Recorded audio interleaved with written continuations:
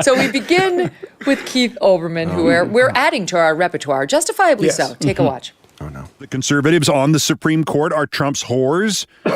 Chief Justice Roberts is a Trump whore and he can burn in hell. And Justice Alito is a Trump whore and he can burn in hell. And Justice Gorsuch is a self-contradicting Trump whore and he can burn in hell. And Justice Kavanaugh is a drunken abuser Trump whore and he can burn in hell. And Justice Barrett is a handmaid Trump whore and she can burn in hell. They are corrupt. Wow. They have corrupted the Supreme Court.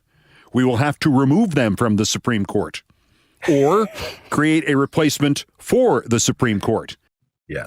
Oh, Classic. excellent. It's a good plan. Yeah, I think that's when the whores come in. He's mentally ill, by the way. Yeah, there's something wrong with him. I mean, every time I see him, I thought he disappeared. He used to have a show on television. I don't know if the people remember that, but it was the worst person in the world. Yeah. And the irony was it was always him. Right. And no one Projection. really got that. Yeah. And so, but now he's going to cancel the Supreme Court.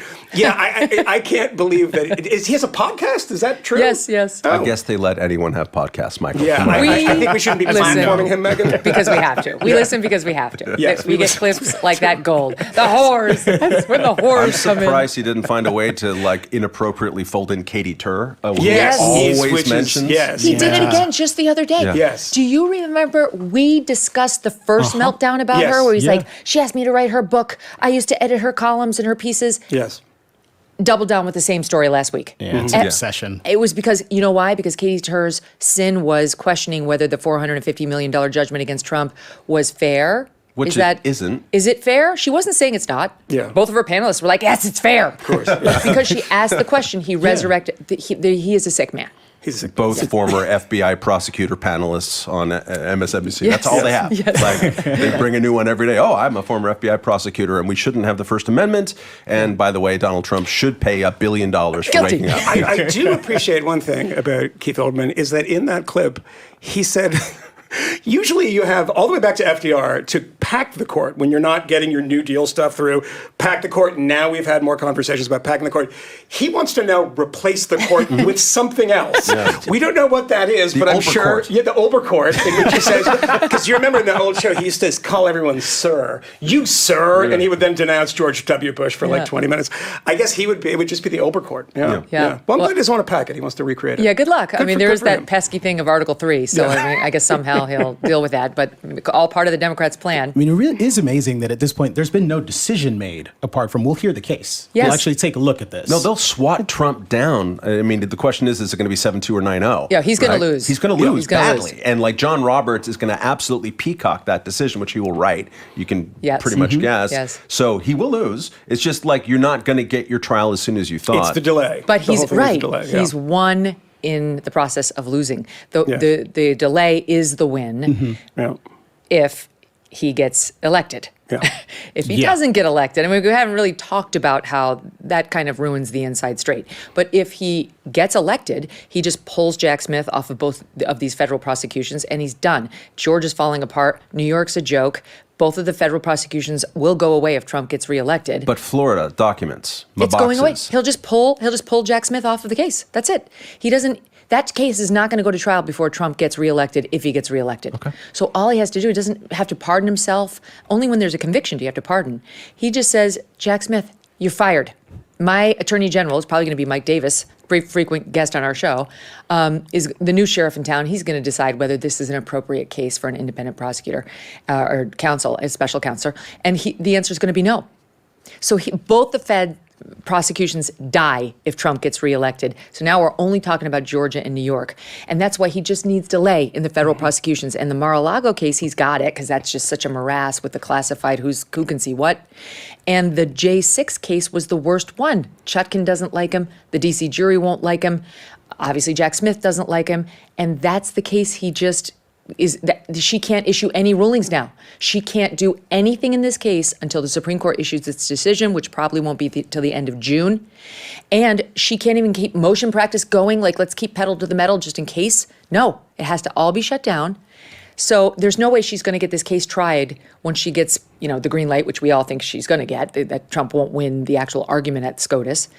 Between July 1st and November 1st, not a chance. So that leaves Manhattan, which he would, let's say, it's the weakest case and the one most likely to be tried, and maybe the one most likely he would lose. Yeah. Just because it would be pretty unfair, and he will get zero, I think, political damage done by being declared guilty in the Manhattan case, because people will see it, I think, transparently as this is just a political hit job. I mean, look at the way that Tish James is comporting herself It's these incredible. days. Yeah. This is like, I mean, and this has something to do with the Fani Willis too. Like, you're not bringing your best here, your best foot forward, saying we are serving impartial justice. We are being professional in our job. No, they're going no pretense of that. scoreboard, Yeah. and you're like an Yes. elected official. What are you doing? That's not building any confidence from people that there's any kind of sense of rule of law. A trusted third party is out there delivering justice equally. So if Trump gets convicted only in Manhattan, New York has humiliated itself. New York used to be a shining star amongst benches and jurists, and now look what we've done in the past couple of years. We changed the law so that E. Jean Carroll could get Trump, and she has.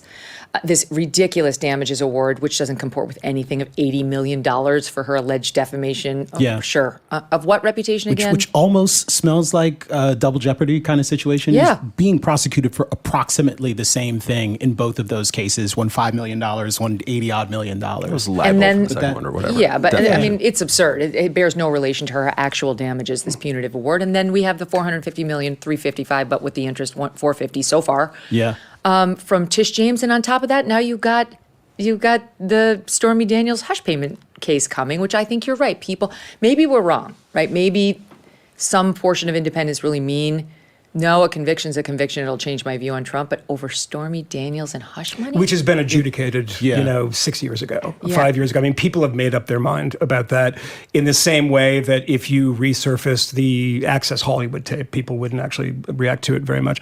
But, I think that the Fani Willis stuff, and listening to your show, and I said to the two lads we recorded last night, and I said, God, Megyn is really obsessed with this Fani Willis character. Totally. And it's so like a soap when opera. I had seen clips, and this is, they deserve to lose these things, right? Because when I saw her being cross-examined, I was like, was there an interview process here? Because she's like, I have bags of money. Don't you have a sack of money? It's like, what the fuck? Is this real? This is the woman trying to take down the president? She's like, I don't use banks. My daddy never used a bank. And I was like, oh my Lord. So yeah, I think that he's doing okay now after I watched that.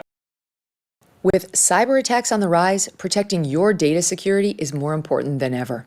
So why is Congress considering a bill that could put your credit card data at greater risk of being hacked and exposed to foreign networks?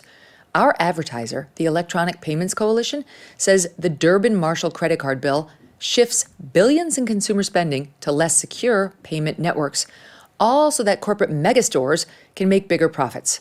Find out more about the issue at electronicpaymentscoalition.org and decide for yourself if you would like to tell your senators to oppose the Durbin-Marshall credit card bill.